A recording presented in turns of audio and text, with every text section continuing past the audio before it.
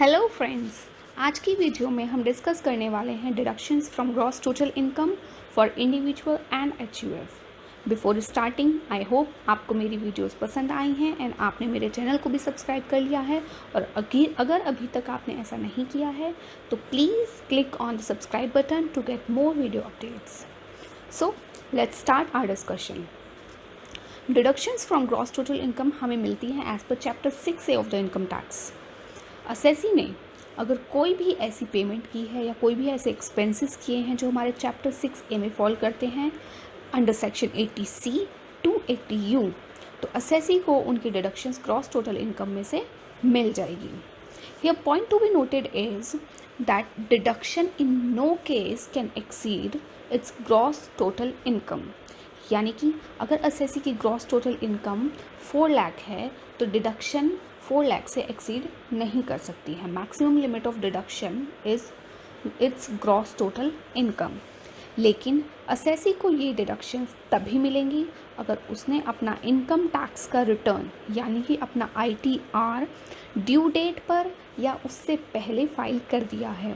अगर assessee due date के बाद अपना ITR फाइल करता है तो उसे डिडक्शंस नहीं मिल सकती हैं, वो अपनी डिडक्शंस को क्लेम नहीं कर सकता है। So, moving on to our first section, that is 80C। 80C में हमें ऐसी बहुत सारी पेमेंट्स हैं जिनकी हम डिडक्शंस क्लेम कर सकते हैं। ऐसे बहुत सारी हमारी इन्वेस्टमेंट हैं, बहुत सारे एक्सपेंसेस हैं जिनकी डिडक्शन हम 80C में क्लेम कर सकते हैं। बट 80C की डिडक्शन जो है वो सिर्फ इंडिविजुअल एंड HUF को मिलेगी और इसकी मैक्सिमम परमिसिबल डिडक्शन जो है वो है 1,50,000 रुपीज़। यानी कि 1,50,000 रुपीज़ से एक्सेस में हम 80C के अंदर डिडक्शन क्लेम नहीं कर सकते हैं। Now the question is that what are the investment or contributions which are eligible for the deduction under section 80C। So सबसे पहला जो ऐसा इन्वेस्टमेंट कहें या एक्सपेंसेस कहें जो हम डिस्कस करने वाले हैं 80C में, वो है हमारा इंश्योरेंस प्रीमियम। आजकल सभी पॉलिसी लेते हैं, लाइफ इंश्योरेंस पॉलिसीज़, और उसका प्रीमियम एनुअली पे करते हैं या क्वार्टरली पे करते हैं या मंथली पे करते हैं, जो भी उन्होंने फ्रीक्वेंसी सेलेक्ट की हुई है उसमें पे करते हैं। तो during the previous year assessee ने जो भी प्रीमियम पे किया है in respect of life insurance policy, उसकी डिडक्शन 80C में क्लेम असेसी कर सकता है। इसमें कुछ पॉइंट्स हैं जो हमें नोट करने होंगे कि असेसी ने अगर वो प्रीमियम पे किया है on the life of individual यानी कि अपनी खुद की लाइफ पर, स्पाउस अपने हस्बैंड या वाइफ की लाइफ पर, चाइल्ड चाहे माइनर हो या मेजर हो, तो ही असेसी इस डिडक्शन को क्लेम कर सकता है। डिडक्शन की जो अवेलेबिलिटी है वो कुछ कंडीशंस को फुलफ़िल करते हैं तभी अवेलेबल होती है हमें। जैसे कि अगर पॉलिसी जो है 1 अप्रैल 2012 से पहले की इशूड है तो उसका प्रीमियम अमाउंट जो है वो 20% of the actual capital sum assured से एक्सीड नहीं होना चाहिए, उससे ज़्यादा नहीं होना चाहिए। और अगर पॉलिसी 1 अप्रैल 2012 के बाद की है तो premium amount 10% of the actual capital sum assured से एक्सीड नहीं होना चाहिए। वहीं अगर यही पॉलिसी 1 अप्रैल 2013 के बाद क्लेम की है, हमने इशू हुई है, तो इसका जो भी प्रीमियम अमाउंट है वो 15% of the actual capital sum assured नहीं होना चाहिए, उससे एक्सीड नहीं करना चाहिए। और इसमें जो इंश्योरेंस है वो एक ऐसे पर्सन के लिए लिया हुआ होना चाहिए जो 80U एंड 80DDB की डिसेबिलिटीज़ में फॉल करता है। 80U एंड 80DDB की डिसेबिलिटीज़ हम जब 80DU and 80DDB section discuss करेंगे तो उस पर डिस्कस करेंगे। अब इस प्रीमियम को जो पेमेंट होती है उसको मैंने एक एग्जाम्पल के थ्रू आपको समझाने की कोशिश की है। इसमें टेकिंग एन एग्जाम्पल, एक असेसी है मिस्टर ए ने अपने लिए एक पॉलिसी ली है 30 मार्च 2012 को। एक्चुअल कैपिटल सम एश्योर्ड जिसका 5 लाख है और प्रीमियम गया है ड्यूरिंग द ईयर 2019-20 51,000 का। अब ये पॉलिसी जो है 1 अप्रैल 2012 से पहले की इशू है, तो इसकी जो रिस्ट्रिक्शन थी वो थी कि इसका premium amount 20% of the actual capital sum assured से एक्सीड नहीं होना चाहिए। यहाँ हमारे एग्जाम्पल में 51,000 जो है वो 20% से एक्सीड नहीं हो रहा है, तो डिडक्शन जो है 80C के अंदर पूरे 51,000 की हमें मिल जाएगी। मिस्टर ए ने ही दूसरी पॉलिसी अपनी स्पाउस के नाम पे ली है, जो कि ली है उसने 1 मई 2012 को, यानी कि 1 अप्रैल 2012 के बाद। इसमें जो रिस्ट्रिक्शन है वो है 10% of the actual capital sum assured की। तो इसमें इसका जो कैपिटल सम एश्योर्ड है वो है 1,50,000 का, यानी कि इसका 10% हुआ 15,000, बट इसने इंश्योरेंस प्रीमियम पे किया है 20,000 का। तो हमारी रिस्ट्रिक्शन को अगर हम देखें तो हम सिर्फ 15,000 की, यानी कि 10% of the actual capital sum assured की ही डिडक्शन क्लेम कर सकते हैं। तीसरी पॉलिसी मिस्टर ए ने ली अपने एक हैंडीकैप्ड सन की, जो कि फॉल करता है 80U की डिसेबिलिटीज़ में, जो कि उसने ली है 1 जून 2017 को, यानी कि 1 अप्रैल 2013 के बाद। यानी कि यहाँ रिस्ट्रिक्शन आती है हमारी 15% of the actual capital sum assured.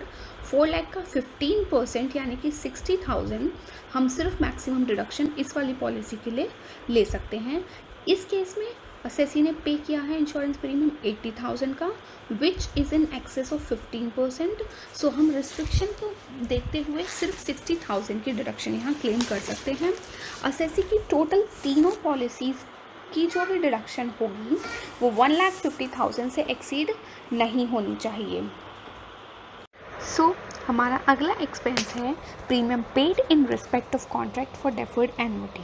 किसी भी असेसी ने अगर कोई प्रीमियम पे किया है for the life of individual या फिर स्पाउस या फिर एनी चाइल्ड, तो उस प्रीमियम की डिडक्शन हमें 80C में मिल जाएगी अगर वो प्रीमियम रिलेटेड टू है कॉन्ट्रैक्ट फॉर डेफर्ड एन्युटी। लेकिन इसमें कंडीशन ये है कि कॉन्ट्रैक्ट जो है उसमें कोई भी ऐसा प्रोविज़न इंश्योर्ड पर्सन क्या नहीं डला हुआ होना चाहिए कि जिसमें उसके पास ऑप्शन हो कि वो पेमेंट जो है एन्युटी की उसे कैश में भी रिसीव कर सकता है।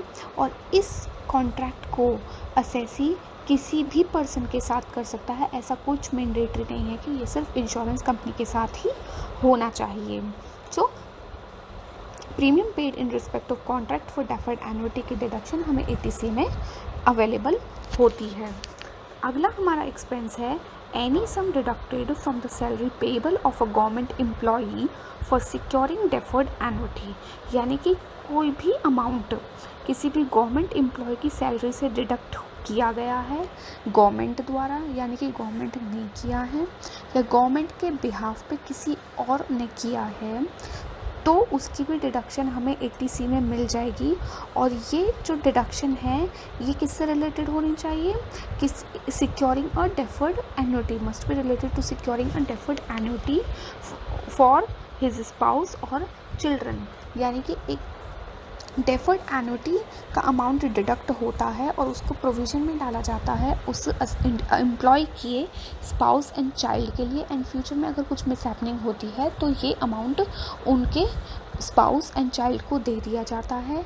मैक्सिमम परमिसिबल डिडक्शन जो होगी वो होती है 20% ऑफ द सैलरी, यानी कि 80C की 1,50,000 वाली लिमिट तो है ही है, उसके अलावा एक लिमिट यहाँ पर और है 20% ऑफ द सैलरी। सैलरी के 20% अमाउंट से ज़्यादा की डिडक्शन 80C में नहीं मिल सकती है। अगला हमारा एक्सपेंस है ट्यूशन फ़ीस का। अगर कोई भी असेसी पेमेंट करता है ट्यूशन फ़ीस की at the time of admission या फिर उसके बाद किसी भी स्कूल में, कॉलेज में, यूनिवर्सिटी में, एजुकेशनल इंस्टीट्यूशंस में जो कि इंडिया में हैं, और इस केस में असेसी जो है वो हमारा सिर्फ इंडिविजुअल होना चाहिए, अदर देन इंडिविजुअल असेसी के लिए ये डिडक्शन नहीं है। ट्यूशन फ़ीस पे करनी चाहिए असेसी को फॉर फुल टाइम एजुकेशन के लिए, पार्ट टाइम एजुकेशन के लिए अगर ट्यूशन फ़ीस पे की है तो उसकी डिडक्शन 80C में नहीं मिलेगी। मैक्सिमम 2 चिल्ड्रन की जो ट्यूशन फ़ीस पे हुई है उसकी डिडक्शन असेसी क्लेम कर सकता है, और ये जो डिडक्शन होगी ये सिर्फ ट्यूशन फ़ीस वाले अमाउंट की होगी। कोई अदर डेवलपमेंट फ़ीस है, डोनेशन है या कोई और इसी नेचर की पेमेंट है, उसके डिडक्शन 80C में नहीं असेसी क्लेम कर सकता है। नेक्स्ट है repayment of housing loan. Assessee ने लोन लिया है फॉर द परचेज और construction of residential house property self financing के थ्रू या बैंकिंग इंस्टीट्यूशंस के थ्रू, और असेसी जब उस लोन की रीपेमेंट करता है तो एक इंस्टॉलमेंट बनती है उसकी, और उन इंस्टॉलमेंट अमाउंट में कुछ अमाउंट प्रिंसिपल होता है एंड कुछ इंटरेस्ट अमाउंट होता है। तो प्रिंसिपल अमाउंट जो होगा, सिर्फ प्रिंसिपल अमाउंट की डिडक्शन हमें मिल जाएगी 80C के अंदर। और ये जो रीपेमेंट ऑफ हाउसिंग लोन है, इसमें जो प्रिंसिपल अमाउंट है वो इंक्लूड करता है stamp duty, registration fees and any other expenses, उनको भी इंक्लूड करता है। उन सबको टोटल करके जो भी प्रिंसिपल अमाउंट है उसकी रीपेमेंट जब इंस्टॉलमेंट्स में होती है तो उस इंस्टॉलमेंट की डिडक्शन हमें 80C में मिल जाती है। अगला है इन्वेस्टमेंट इन 5 ईयर के टर्म डिपॉजिट्स में। असेसी ने अगर 5 ईयर टर्म डिपॉजिट्स में इन्वेस्टमेंट की है मिनिमम 5 ईयर्स के लिए एंड कंट्रीब्यूशन किया है additional account under NPS minimum 3 years के लिए, तो उसे डिडक्शन मिल जाती है 80C के अंदर। अगला, अगर असेसी ने कंट्रीब्यूशन किया है statutory provident fund, recognised provident fund and public provident fund में, तो वो पेमेंट जो है, वो कंट्रीब्यूशन जो है क्वालिफाई करते हैं for deduction under section 80C and contribution made to provident fund set up by government और on behalf of the government also qualifies for deduction under section 80C।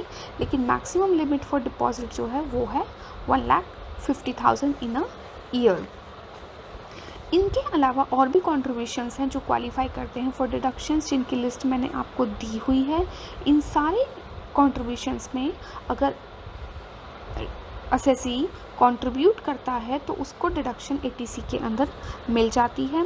जैसे कि उसने एम्प्लॉय ने अप्रूव्ड सुपरएनुएशन फंड में contribute किया, किसी individual ने Sukanya Samriddhi scheme में कंट्रीब्यूट किया, लेकिन इसमें सिर्फ गर्ल चाइल्ड के लिए होना चाहिए एंड उसके पेरेंट्स ने या लीगल गार्जियन ने उसमें कंट्रीब्यूट किया हुआ होना चाहिए, तभी उसको 80C की डिडक्शन मिलेगी।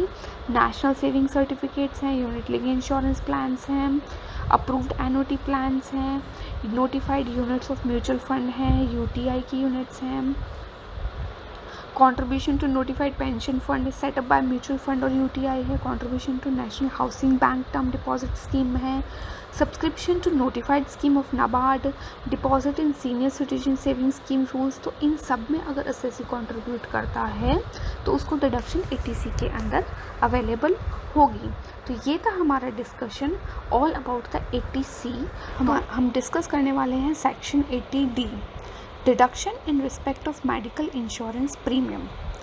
अगर किसी भी इंडिविजुअल ने या HUF ने मेडिकल इंश्योरेंस प्रीमियम पे किया है अपने फैमिली मेम्बर्स के लिए या अपने पेरेंट्स के लिए, या HUF ने अपने मेंबर्स के लिए, और उनकी एज 60 ईयर्स से कम है, यानी कि सीनियर सिटीजन कैटेगरी में वो फॉल नहीं करते हैं, तो असेसी जो है वो 25,000 की डिडक्शन क्लेम कर सकता है। और अगर वो सीनियर सिटीजन है तो डिडक्शन 50,000 की हो जाती है, यानी कि 50,000 रुपीज़ की वो डिडक्शन क्लेम अपनी ग्रॉस टोटल इनकम से कर सकता है। वहीं अगर इंडिविजुअल असेसी ने अपने फैमिली मेम्बर्स के बिहाफ पर CGHS स्कीम में प्रीमियम की पेमेंट की है, तो चाहे सीनियर सिटीजन हो या अदर देन सीनियर सिटीजन हो, 25,000 की डिडक्शन उसे मिल जाएगी। हेल्थ चेकअप के लिए 5,000 की डिडक्शन असेसी को मिलती है, चाहे वो इंडिविजुअल है एंड उसने फैमिली मेम्बर्स के लिए पेमेंट की है या पेरेंट्स के लिए पेमेंट की है, तो उसे 5,000 की डिडक्शन जो है मिल जाती है। मेडिकल एक्सपेंडिचर की डिडक्शन असेसी को मिलती है अगर जिसके फैमिली मेम्बर्स हैं या पेरेंट्स हैं उनकी एज 60 ईयर से अबव है, यानी कि वो सीनियर सिटीजन कैटेगरी में फॉल करते हैं एंड असेसी ने उनके लिए कोई इंश्योरेंस प्रीमियम नहीं पे किया है, यानी कि उनका कोई इंश्योरेंस नहीं है और उनके मेडिकल एक्सपेंडिचर अगर होते हैं तो असेसी उनकी 50,000 तक की डिडक्शन क्लेम कर सकता है। अगर हम मैक्सिमम डिडक्शन देखें तो इंडिविजुअल असेसी के केस में अगर उसने डिडक्शन ली है नॉन सीनियर सिटीजन्स के लिए, फैमिली मेम्बर्स के लिए, तो मैक्सिमम 25,000 की, and senior citizen family members के लिए मैक्सिमम 50,000 की डिडक्शन एसएससी क्लेम कर सकता है। पेरेंट्स के लिए अगर वो सीनियर सिटीजन कैटेगरी में फॉल नहीं करते हैं तो 25,000 की, एंड सीनियर सिटीजन कैटेगरी में फॉल करते हैं तो 50,000 की मैक्सिमम डिडक्शन इंडिविजुअल क्लेम कर सकता है। एंड एचयूएफ के केस में मेंबर्स के लिए जो कि नॉन सीनियर सिटीजन कैटेगरी में फॉल करते हैं 25,000 की लिमिट है, एंड अदर मेंबर्स के लिए अगर जिनकी एज सीनियर सिटीजन में फॉल करती है यानी कि 60 ईयर्स से अबव है तो उनके लिए 50,000 की मैक्सिमम डिडक्शन एचयूएफ क्लेम कर सकती है। अब यहाँ हमें कुछ पॉइंट्स हैं टू रिमेंबर, जैसे कि फैमिली मेम्बर्स में कौन आते हैं। तो फैमिली मेम्बर्स इंक्लूड करता है इंडिविजुअल यानी कि पर्सन खुद, उसकी स्पाउस, उसके डिपेंडेंट चिल्ड्रन उसकी फैमिली में आते हैं। मेडिकल एक्सपेंडिचर अलाउ होंगे अगर कोई भी हेल्थ इंश्योरेंस प्रीमियम पे नहीं किया गया है। सीनियर सिटीजन अगर नॉन रेजिडेंट है तो उसके लिए जो नॉन सीनियर सिटीजन वाले फैमिली मेम्बर्स हैं या पेरेंट्स हैं उनकी लिमिट है वही एप्लीकेबल होगी, यानी कि मैक्सिमम डिडक्शन 25,000 की उनके केस में अवेल कर सकते हैं। और अगर कोई भी पेमेंट प्रिवेंटिव हेल्थ चेकअप के अलावा, एक्सेप्शन है प्रिवेंटिव हेल्थ चेकअप, अगर प्रिवेंटिव हेल्थ चेकअप को हमने कैश में भी पे किया है तो उसकी भी हम डिडक्शन 5,000 तक के ले सकते हैं। लेकिन मेडिकल इंश्योरेंस, CGHS या मेडिकल एक्सपेंडिचर की अगर पेमेंट कैश में की है तो उसकी डिडक्शन हम 80D में क्लेम नहीं कर सकते हैं। अगला हमारा सेक्शन है section 80DD, maintenance including medical treatment of dependent disables. Deduction मिलेगी अगर इंडिविजुअल असेसी में एक्सपेंसेस किए हैं for the maintenance of spouse, children, parent and siblings के लिए, लेकिन उसने ये एक्सपेंस मेंटेनेंस जो है वो अपने लिए नहीं किया हो, यानी कि ये सेक्शन असेसी की खुद के लिए नहीं है। डिडक्शन अलाउ होगी सिर्फ इंडिविजुअल एंड एचयूएफ को जो रेजिडेंट इन इंडिया हैं, एंड द टैक्स पेयर ने जो एक्सपेंसेस इनकर किए हैं वो किए हैं for the medical treatment, training and rehabilitations of the differently able dependent or the taxpayer has deposited in a scheme of LIC or any other insurer for maintenance of the dependent। Maximum जो deduction है इस section में वो मिलती है कि अगर जो डिसेबिलिटी है वो सीवियर डिसेबिलिटी नहीं है तो 75,000 की, और अगर सीवियर डिसेबिलिटी है तो 1,25,000 की। सीवियर डिसेबिलिटी का मतलब होता है कि जो डिसेबिलिटी है वो मोर देन 80% है। तो हमें 80DD में 75,000 एंड 1,25,000 एज द केस में भी डिडक्शन इंडिविजुअल असेसी को मिल सकती है।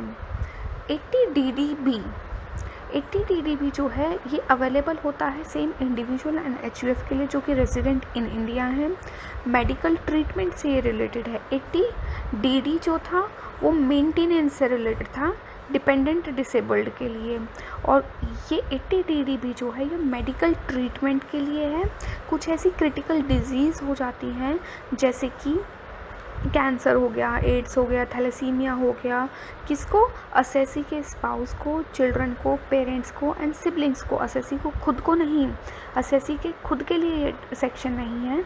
तो असेसी ने किसी क्रिटिकल डिजीज़ के लिए मेडिकल एक्सपेंसेस किए हैं और वो क्रिटिकल डिजीज़ हुई है असेसी के स्पाउस को, चिल्ड्रन को, पेरेंट्स को, सिबलिंग्स को, तो असेसी 80DD में डिडक्शन क्लेम कर सकता है 1 लाख की in case of senior citizen and 40,000 in any other cases में।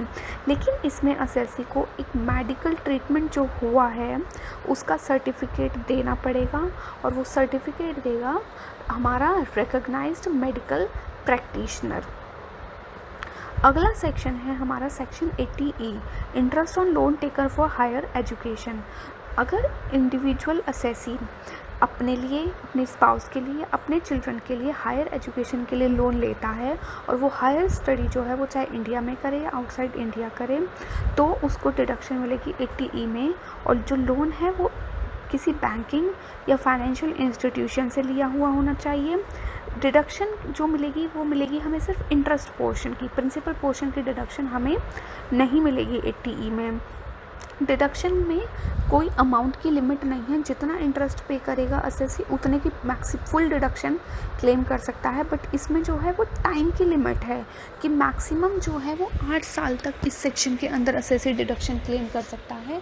तो यहाँ एडवाइजेबल सिर्फ यही होता है कि जब भी असेसी लोन ले अपनी हायर एजुकेशन के लिए तो उस लोन की जो टेन्योर है वो मैक्सिमम 8 ईयर्स का असेसी रखे, सो दैट 8 साल के अंदर वो पूरा पे भी कर दे उसे और पूरे इंटरेस्ट अमाउंट का उसे डिडक्शन भी मिल जाए। अगला सेक्शन है हमारा 80EE। यह है interest on loan borrowed for acquisition of self occupied house property bye an individual. Assessee जो है कोई हाउस प्रॉपर्टी है वो उसने परचेज़ करने के लिए लोन लिया है, लेकिन इसमें कंडीशन ये है कि जिस दिन उसने लोन सैंक्शन करवाया है उस दिन उसके पास और कोई रेजिडेंशियल हाउस प्रॉपर्टी नहीं होनी चाहिए। लोन प्रीवियस ईयर 2016-17 के बीच में ही सैंक्शन हुआ होना चाहिए और जिस प्रॉपर्टी से रिलेटेड लोन सैंक्शन हुआ है उसकी स्टैम्प ड्यूटी वैल्यू 50 लाख से एक्सीड नहीं होनी चाहिए। लोन सैंक्शन जो हुआ है वो 35 लाख से ज़्यादा का नहीं होना चाहिए। तो मैक्सिमम डिडक्शन 50,000 की असेसी क्लेम कर सकता है। ये जो 50,000 की हमारी 80EE के अंदर डिडक्शन है ये in addition to the deduction of 2 lakh under section 24 है, यानी कि सेक्शन 24 में जो हमें 2 लाख की under the head house property deduction मिलती है उसके अलावा ये हमें 80EE की और डिडक्शन मिल जाती है अगर ये कंडीशंस फुलफिल करता है। अगला सेक्शन है हमारा section 80EEA, interest on loan taken for acquisition of resident. अगर इंडिविजुअल असेसी कोई भी लोन लेता है for the acquisition of residential house property and जिस दिन उसने वो लोन सैंक्शन करवाया है उस दिन उसके पास कोई और हाउस प्रॉपर्टी नहीं है, लोन उसने किसी बैंकिंग या फाइनेंशियल इंस्टीट्यूशन से लिया है during the previous year 2019 and 20। Section 80EE में जो था लोन सैंक्शन हो रहा था during the previous year 16 and 17। 80EE में जो लोन सैंक्शन हो रहा है वो हो रहा है प्रीवियस ईयर 2019 एंड 20 के अंदर। स्टैम्प ड्यूटी वैल्यू इसकी जो हाउस प्रॉपर्टी है उसकी स्टैम्प ड्यूटी वैल्यू 45 लाख से एक्सीड नहीं करनी चाहिए और असेसी जो है वो 80EE में डिडक्शन क्लेम नहीं कर रहा होना चाहिए, यानी कि 80EE या 80EEA दोनों में से असेसी सिर्फ एक सेक्शन के अंदर डिडक्शन क्लेम कर सकता है। अगर वो ऑलरेडी 80EE के अंदर डिडक्शन क्लेम कर रहा है तो 80EE के अंदर वो डिडक्शन क्लेम नहीं कर सकता है।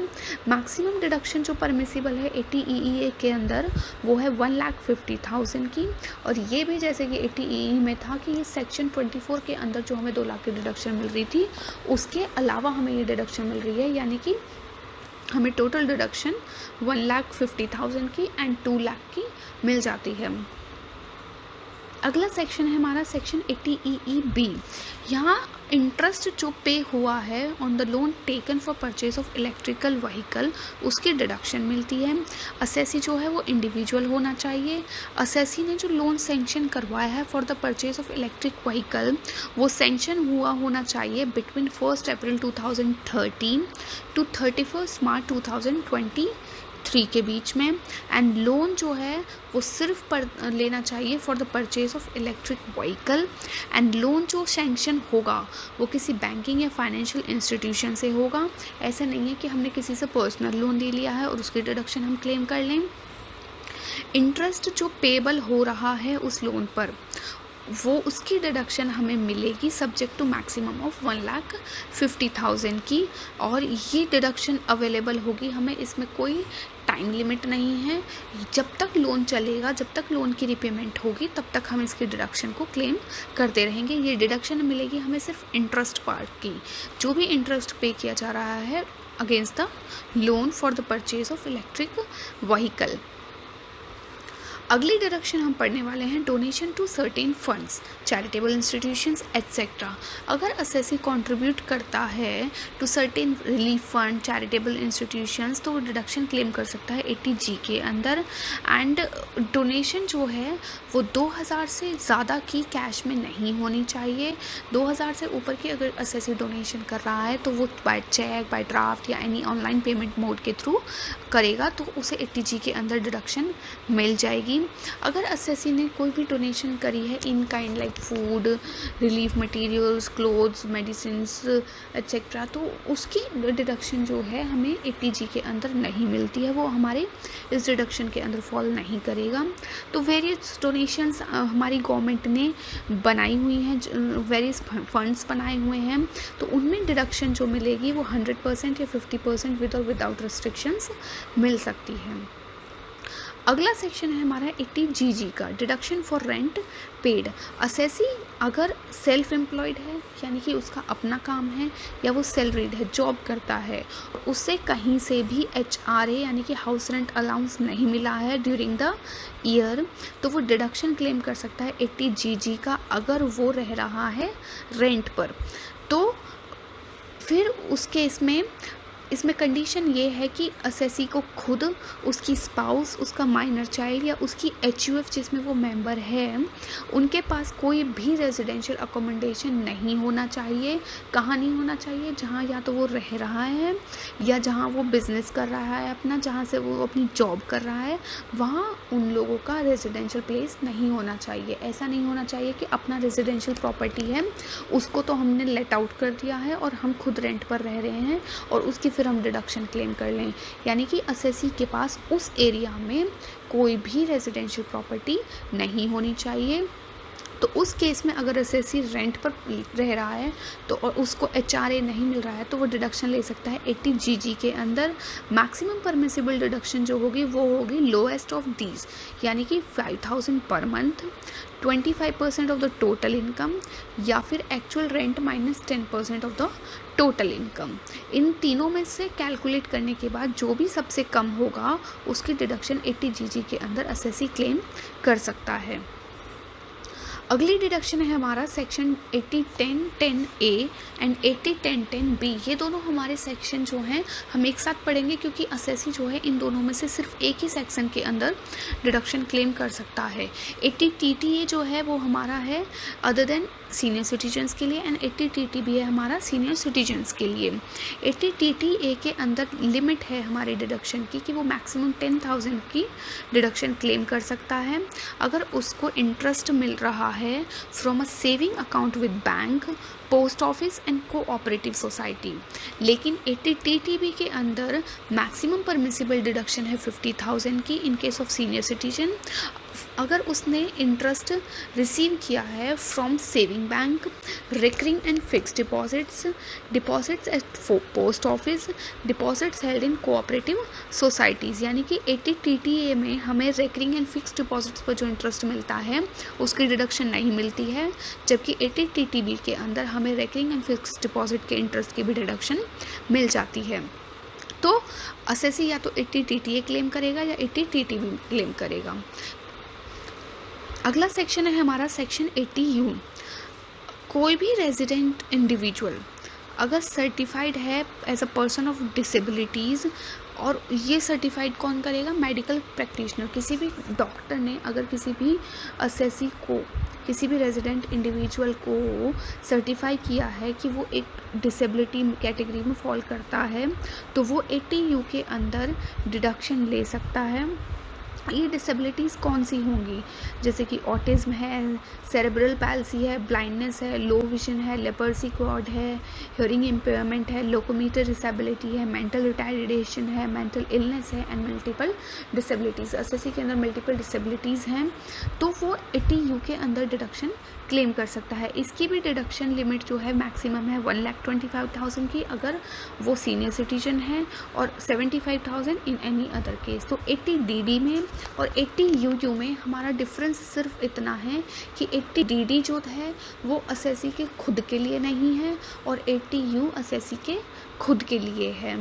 तो ये था हमारा discussion all about the deduction under chapter 6 है 80C to 80U available for individual and HUF for the assessment year 2020 and 21.